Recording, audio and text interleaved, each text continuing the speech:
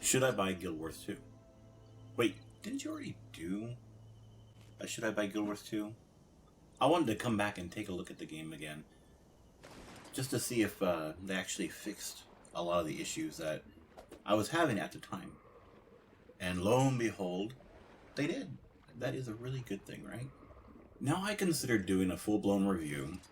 I've leveled up a couple of characters to 80, but I don't know, all the reviews are out there already.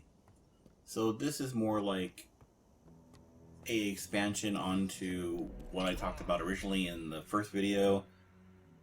I haven't played the game for a few days now, and I'm going off of memory.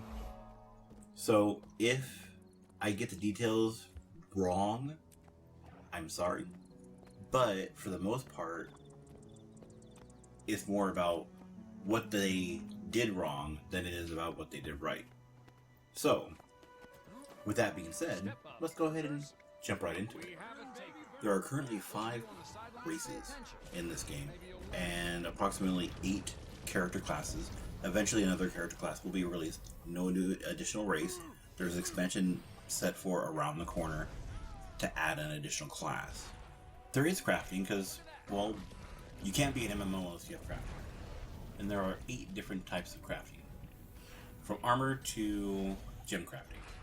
Level progression is quite easy compared to what it was before. One of my biggest complaints about the game was the fact that there was a low population. They resolved this issue by creating mega servers. This allowed players to join servers that would have a higher population. The way that you can tell when you have a lower population on your current server is a notification will pop up in the left-hand corner, well, the left-hand side of your screen, and if you choose to accept it, then you'll appear on a new server, more population, and it even gives you a speed boost for a short amount of time. You run 25% faster. Overall, I have to say that Guild Wars 2 has the potential to suck you in and make you want to play a lot of it.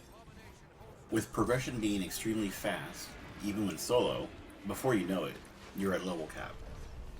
Now here's where the problems begin, and where I start to get annoyed. Once you hit level cap, you start to realize that the game has a lot, and I do mean a lot, of fluff loot drops. They have 5 forms of loot: common, rare, exotic, ascended, and legendary. You can get ascended items through crafting, but you also get some drops here and there that are ascended, but it's very rare, I mean extremely rare, to get them. Legendary items are even rarer, and exotic items are pretty damn rare too. I haven't seen a single exotic armor piece drop. So it appears that only ascended armors are acquired through crafting, which requires you to have a whole lot of crafting material. So you have to go out and farm. Now in order to farm, well, let's just put it this way. You go out and farm, and as you're farming, your drops get weaker and weaker, or completely disappear. Why? Because they have diminishing returns when you stay in an area for too long. So then you have to leave that area and come back later. And you can't come back with a different character because the program acknowledges other characters that you might have, and they won't let you farm. So that's one strike. They have bosses. They're level 50 plus. World bosses. And literally, you stand on a box, or you stand on a rock, and you're basically safe. There is one world boss that is pretty difficult, so nobody tries to do it because it's basically a world boss split into 3 different areas.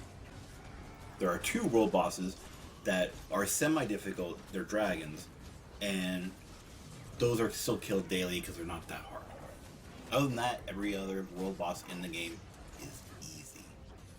Apparently, the whole box and rocks bug or issue or exploit or whatever you want to call it has been in the game since release, and they have not bothered to fix it.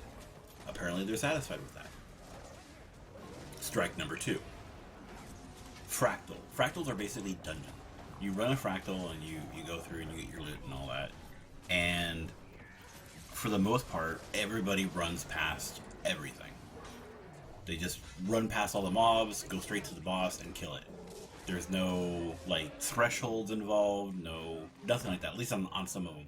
Other ones are just annoying. They push you off, auto-kill you, and that makes Fractals, A, boring, and B, annoying. So, strike number 3.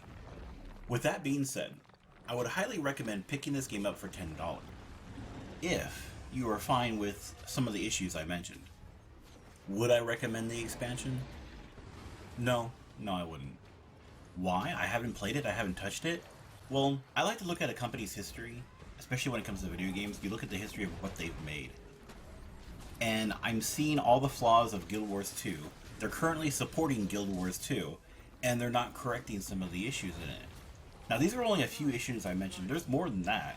But I don't want to go into like a 10-hour or 20, 30-minute video. I like to make it short and sweet, and so that way my viewers know exactly what the issues are with the game. My name is Wasting Sanity. Don't forget to like and subscribe down below. I want to thank you very much for watching. I do appreciate it.